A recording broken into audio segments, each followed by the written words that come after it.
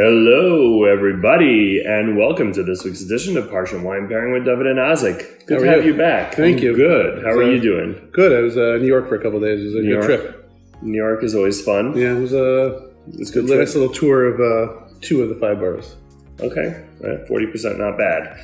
All right, so there's that. Yes. You're back for Parsha Wine Pairing. You're back for Shavuos. Yes. Speaking about Shavuos, what's we got some good stuff going on. We do. We have sales and good wine. We have actually we have a mixed case, a Shavuos mixed case. There's some Shavuos mixed cases. But you better act soon because if you're at a one-day point, you got maybe 5 minutes to order and. Probably by the end of this video, you should be ordering. Because then we got to get everything packed and shipped out today. But, all those wines are great. You can have them after Shavuos. There's no expiry date on enjoying those good wines. Yes, correct. Except for when they're too old, but you're ways away from that.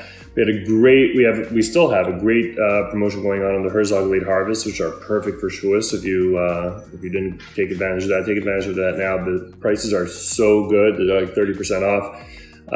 Free shipping on cases. Some big sales going on right now. Yeah. You can get some really good deals on wine. Hey, Yankee, thanks for joining. So there's some really, really good deals. There's other stuff as well. We got huge promotion going on now for Tulip, all the Tulip wines, Flam wines, and Tabor, all the Tabor wines. So lots of good wine, and they have the good thing about Tabor is they have a wide range of it starts entry level, moves its way up. They have white, Moscato, rosé, red. I was looking at the pricing for different. There's a lot of different good wines that you can get at a really good. Not just from the sale itself, but generally you have they have a good scale. Yeah, and now that they're on sale, they start about $12-13, and then they have like some higher end wines in the 40s, 50s. Somewhere around there, so there's something for everyone there. Tulip as well. They're solid winery. Yes. Great social responsibility stuff going on there, which we talk about, and some other videos and some blogs and stuff. So check that out.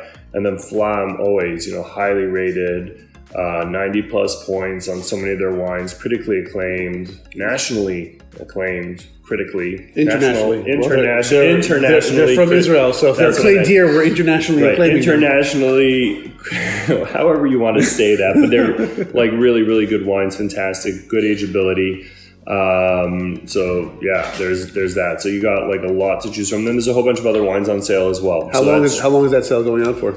That sale is we're gonna keep some of those things on a little bit after Shavuos, but act now. Don't delay. Okay. Yeah, get on it because when the sale only goes through the stock of wine that we have, right? Right. So we try to restock, but when we're not able to restock at these prices, the sale goes back up. So we got a deal going on now.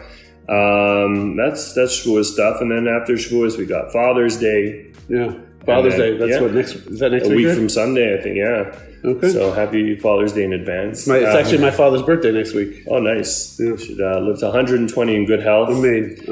And what else do we have after Father's Day? I don't know. There were so many things going on. I think yesterday was International Earth Day or International Environmental Day Environment Day. It was Egg Day earlier this week, right? And today's D-Day. D-Day. Yesterday. I think it was yesterday. Yesterday? I think it's today. Oh, today? Maybe it's yesterday. Maybe. Actually, you know what? I think it was International Egg Day this week also. Right. So I met an egg producer last night. Lots of things to celebrate. So with all of that out of the way, and I know you guys tune in specifically for all those tidbits, let's talk about this week's Parsha. Okay. All right. Bamidbar. Correct. So in this week's Parsha, they're in the desert, they're wandering around, different things are going on. But like a real highlight is that it's the beginning of the 4th book. Correct. The book of Numbers. Therefore, we chose for this week's Parsha to pair it with the Herzog Variations 4. This better be the 4. The number 4, yes. Variations 4, because it's the 4th book. So, that was a connection right there. And then also, you were telling me some other stuff. There's like 4 groups, and go ahead. So there's the Parsha this week talks about the traveling that Bnei Israel did in the desert, how they grouped themselves, and we know there's 12 tribes. Each of those 12 tribes separated into 4 different groups. one to lead, one to be on the right, one to be on the left, and one to be in the rear. Sort of, you can almost imagine like a baseball diamond, with the middle being the Mishkan. Oh, the Mishkan. The pitcher's mound being where the Mishkan was. That's where they pitched the Mishkan. Exactly, they pitched it. They pitched the tent. That's right. Exactly. Good. Thank you. Mm-hmm. I like catch. That. It was. Did I steal those words right out of your mouth? Is it safe to say? The number of baseball references running around right now are running. Yeah. Anyway, so that's what we. I think it was 4 is a good number for this week's Parsha. There you go, 4. So there it is. I'm going to switch this glass out, only because it looked a little hazy. And then you can't see the color. Oh, this one was okay. Whatever. We'll go with this one. Just want to make sure that, like, when you drink wine, you're drinking from a clean glass. So when you smell it and taste it, you're only getting. Generally, though, when you're drinking flavors. Something, it should be out of a clean glass. I don't think it's necessarily just wine. No, right. That is true. But specifically, if you're trying to assess the wine. Assess the wine with the color. If you're drinking water and you're not trying to assess it, you're trying to quench your thirst, you may not care as much. If there was a little bit of orange juice in there before, then you use your... So even if it's your own cup, right? I hear that. But here you really want to make sure that like there's nothing else influencing it. So yeah, I'm going to use your shirt to assess the color. Yeah, this is nice and white. Medium ruby. Medium ruby. Yeah. All right. I just learned that last week, by the way. Just watch our videos on. This could even be pale, but I think it's medium. Yeah, maybe even pale, but it's not that pale. For red, it would be for red wine. Red wine. You know, white wines. It's a Cabernet Sauvignon, but it's a Cabernet Sauvignon blend, it says. Right, so that's from different vineyards. They select grapes from different vineyards, and they hence the name blend variations, and they blend it together. So this is from 4 different vineyards. I think they have them dotted on the back. Ah, okay, that's right. It's going to be hard to see. We can show it to you there and there, but if you see those little white dots. There's a variations 3 and a 5. And a 5, yeah. Correct. So this is produced out in Oxnard in California from different regions. The grapes are from different regions. So getting a lot of red fruit on this. Red cherry, some maybe vanilla. That would be from the oak. I do. I get vanilla in this. That's from the oak. The cherry is from the fruit. And there's other things going on. We don't have to go too much into because Ari's not watching. Where is he? Is Ari watching? I don't know. Because if Ari was watching, we would have to tell him more about this wine. But without Ari, we can go ahead and give this a swirl.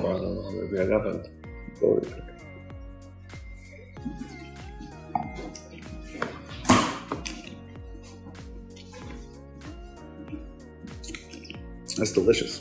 Getting a lot of like plum. Yeah. I hear the plum. I taste it. Yeah, I hear it. You're right. I hear it. It's a lot. It's an intense flavor. I think a lot of red. A lot of good red fruits in here. A bit like tart.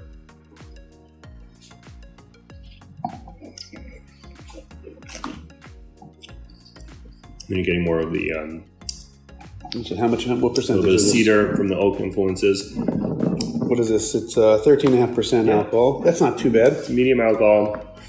The alcohol's not too heavy. It's got Does it go straight to your head? It's got good acid. The tannins are not too gripping. When you want to taste tannins, how do you want to feel them? You feel them. So how do you feel them? The grip that you get between your upper gum and your lip. The grip that I get. So sometimes I'm gonna taste it. I'll try that. Right? Yeah, sometimes it feels like sandpaper, like really, really dry after you drink it. Okay. It's like just that would be high tannins. High tannins. Yeah, and then you have other tannins that could also be, and even within tannins, you can have different. The grippingness could be a little bit different. Sometimes it's very soft and velvety, but then you feel the tannin, so that could be soft tannins. Soft tannins. Which could still be medium. And you think this wine is a medium? Medium minus on the tannins. Okay, I hear that. Doesn't really pull at you. The descriptive words with wine are really I love them. Right, so you should be able to explain it to someone. That's right, exactly.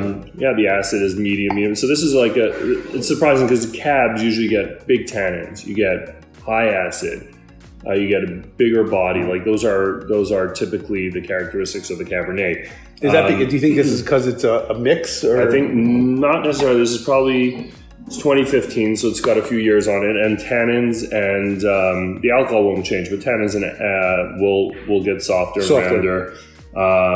It could also be that just the winemaking style, like when, if you pick things at different points in time, if you pick them a bit earlier, they'll have higher acid. 2015 was a really good year for California wines. 2015 was a great year in Bordeaux. Was it a good year in California? I think good year in California as well. I know that certainly in Europe, in France, it was Bordeaux. Yeah. But I have a question: how long can this kind of wine go for?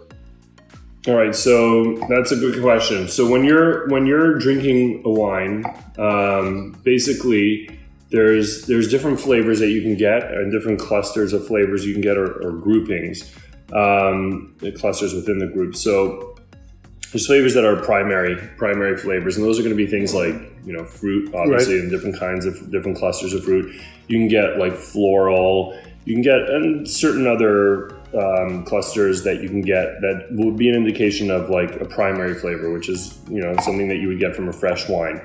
The secondary kind of clusters are things that you would typically be able to tell from the winemaking style in terms of like, was it aged? With other wines, there's like with white wines especially, there's like lees aging, or things where the yeast, like after the yeast dies off from fermentation, the wine sits on it, it can give it more body, kind of more taste. Malolactic fermentation. There's different things that you can taste from the winemaking style. And then thirdly, you can tell from like the aging of it. And the aging things will give you things more like earth and mushrooms and cedar and game and like interesting marzipan, like nuttiness. So right. So when you're drinking a wine, if it only has like things from the clusters from the primary kind of category, it won't have potential to age. It doesn't have enough going on for it. So you're looking for things to have, the secondary and the tertiary, in order to have that kind to be strong enough to last the years. Right. And then, then it's you're judging like, where's the fruit? Is the fruit tasting fresh? Is it tasting a little bit baked? Is it, are the tannins really soft, or are they still hard, still big? And those things will give you more of an indication of what will happen to the wine over time, because over time the tannins will drop, the fruit will drop. If it doesn't have enough of those things, then it won't last. It won't age. So basically, wine, these things are going to decrease over time, and you got to make sure it's not just decreasing; they develop. Over time, but their potency will be muted. The wine has to be high enough in these things when it starts out, in order for it has to have the characteristics that will allow it to age, like the secondary, tertiary things. Without that, a wine is all fruit. The fruit will die in just a matter of time. So here you still have some secondary. So I'd be surprised if this wasn't aged in oak. Does it say? Cherry and coconut plum, hints of red currant, toasted coconut finish. The coconut is also toasted coconut. I'm a big fan of toasted coconut. Yeah, it doesn't say anything here about the aging, but I would say from what we got, I'd be surprised if it wasn't. I don't necessarily get toasted coconut, but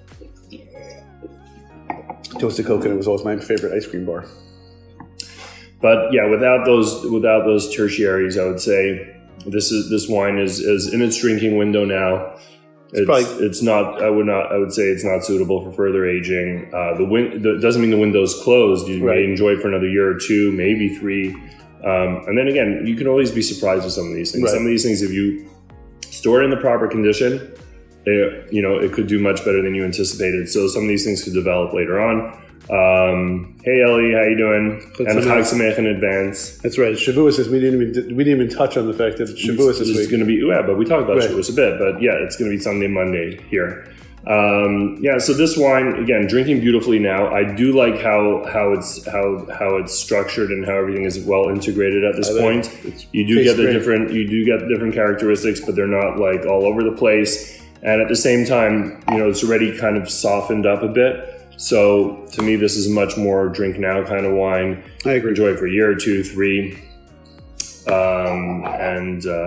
Or try storing it for more, and if you have the right storing conditions, and see, and if you find that you like this wine in 5-10 years, hey, you may have found yourself a great value wine. That's a good, but there's no way. Good value on the wine. There's no, it's not a wine that you would go in thinking that this will last you for 10, 15 years. No, I don't think so either. I mean, this is sort of 3 to 5 years is usually the drinking window on something like this. And for the price point that this is, it's a great value. It's a good value. Good wine. It's very, very well made. So good job there. And again, if anybody has experience with aging this for longer, let us know. And I often see people talking about wines that they've aged for a while and that you wouldn't have thought should have aged, and they say it tastes great. So there's, it's not an exact science. Now, for next week, what do we got here? Next week we have this wine. This is the Amos Malbec, which we will be trying next week. Now, sometimes it's you go through these things, you read the Parshas, you try to think of wines that will connect, and at some point you probably are just reading through 100 possible things that will connect, and you're just missing on them because you're just that's just what happens. So you spend hours and hours. Is the Haftorah possibly related to... So then you look at the Haftorah, then you really start stretching and trying to figure out anything. This wine, this wine says Moshe, and Moshe is the winemaker at this place, and that's your connection. It has a lion on the thing. We could have used it this week because the lion is the symbol, the flag of Judah, there of you Yehuda, go, right? which was in the front of the leading the charge in terms of the trip through the desert. True. You could have done that too. So now this is my little challenge for everyone here. Try to see if you can. I'd be very impressed if anybody can figure out what the connection is for this wine to next week's Parsha. And that's Parsha's Veschanan. Is that what it is? Bamidbar? Or is it? No. Naso, that's the one. It's Dvarim Veschanan. Naso. So Parsha's Naso. Right. Wow, we look really... That was not such a good guess by me. So please, if you know the connection or if you figured it out, post it in the comments. If not, then tune in next week. And I think this is... what do you think? I'm not going to say clever, but I think it's a good one. It's a cute one. It's a read-in. It's a good connection. I was very relieved when I figured it out. I was like, okay, done. Next. Good. I like that because Naso is very repetitive. Yes, a lot of stuff gifts, in there. Right? So once you get to a certain part of it, if you didn't figure anything out, you're out of luck because it's just more of the same. So that's next week's Parsha. So again, drinking this Variations 4 and enjoying it very much. There's Variations 3 and 5 and a Variations American Oak and French Oak, which is also really cool because what they did is they took the same grapes and they aged some in American Oak barrels, some in French Oak barrels. Okay. And with American Oak, you're typically going to get more of that vanilla, more of the sweetness, and in European Oak, French Oak specifically, you'll get more of that toastiness. The more earthy stuff. It's not necessarily earthy. It's more. It's more toast spice. Different. It's just a different category. In terms of the earthiness, that's more. That could be regionally. There's some regions that I don't know. I find Spanish wines often just taste like earth, or at least when you smell it, it's that smells very earthy. And those also, some of them traditionally, at least from Rioja, they have to spend some time in barrels, so you get that. But then they develop those kinds of profiles. So with age, you can get earthiness as well.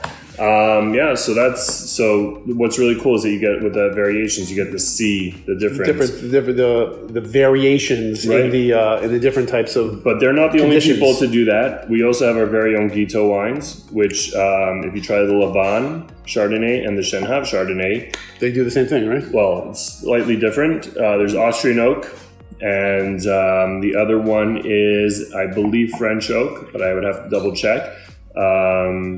But one of them I think is definitely Austrian oak, and the other one is a different method. But you get to compare the two styles, and see the difference. So it's actually really, really cool because they do taste very different. They do. And it's not like one's better than the other. It's a matter of preference or a matter of what you're pairing it with. But that's really cool. So all that said, thanks for those great questions, Isaac. You're welcome. But FYI, by the way, David is in the midst of... FYI, I'm not anything. I'm right here. L'chaim. Is doing some serious studying on... I'm trying to read up on all these things because I know you're going to ask me these questions. I have to be prepared. So l'chaim. L'chaim. And hello to Esty. Hi, Esty. Thanks for joining. The other one is French oak. Okay, good. Yeah, look at this. I had a feeling. Merci beaucoup. All right, Ellie, I'm going to text you in a bit, but we're going to have to lock up a Shabbos. I think it's going to be right when you get back from Alsace. Ellie's going to Alsace. Oh, very nice. I don't know if I should have told the whole world, but Ellie's going to be basically buying all the grapes that are there and bringing them all back to Israel. Or I don't know what he's doing there, or if he's even going to be there. But Ellie, we're going to get together on Shabbos, God willing, when you're back. Live from Kosherwine.com, David and Isaac. Good Shabbos. Yeah, this is long enough that it will keep you going the whole Shabbos and Yontif. So you can transcribe it and then you'll have plenty to read. All right. See you guys next week. Have a good one.